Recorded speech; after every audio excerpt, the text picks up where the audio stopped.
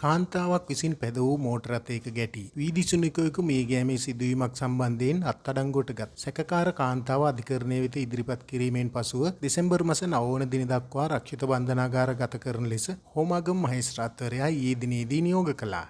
පන්නිපිටිය විද්‍යාල හන්දියේ අලුබෝගහවත්ත පටුමග ආසන්නයේ ජීවත් වූ මියගේ වීදි සුනුකයා ඉකුත් නොවැම්බර් මාස 14 වන දින සැකකාර කාන්තාව විසින් පැද වූ මෝටර රථයේ ගැටී මිය ගොස් තිබූ බවත් එම වීදි සුනුකයා මිය යෑම සිතා සිදු කළ ඝාතනයක් බවට ප්‍රදේශවාසීන් සහ සත්ව සංවිධාන විසින් ඉකුත් 16 වන දින කොට්ටාව පොලිසියට පැමිණිල්ලක් සිදු කළ බවත් මෙහිදී අධිකරණය වෙත කරුණු වාර්තා කර තිබුණා. මෙලෙස බන්ධනාගාරගත කරන ලද්දේ පන්නිපිටිය කොට්ටාව දෙල්ගහවත්ත ප්‍රදේශයේ පදිංචිකාරියක්. අනතුරට සම්බන්ධ මෝටර රථයේ රීදුරු ලෙස කටයුතු කළ කාන්තාව මියගේ වීදි සුනුකයා ඝාතනය කරන බවට මින් පෙර එම ප්‍රදේශයේ ජනතාවට පවසා තිබූ බවත් තොරතුරු අනාවරණය වී තිබූ බවත් මෙහිදී කොට්ටාව පොලිසිය අධිකරණය වෙත දැනුම් දී තිබුණා. අදාළ අනතුර සිදු කරන ආකාරය අසල නිවසක සවිකර තිබූ ආරක්ෂිත කැමරාවක සටහන තිබූ අතර එම ආරක්ෂිත කැමරා දර්ශන නැරඹීමෙන් අනතුරුව මහේස්ත්‍රාත්වරිය විසින් මෙම නියෝගය ලබා දීමට කටයුතු කර තිබූ බව තමයි වාර්තා වන්නේ.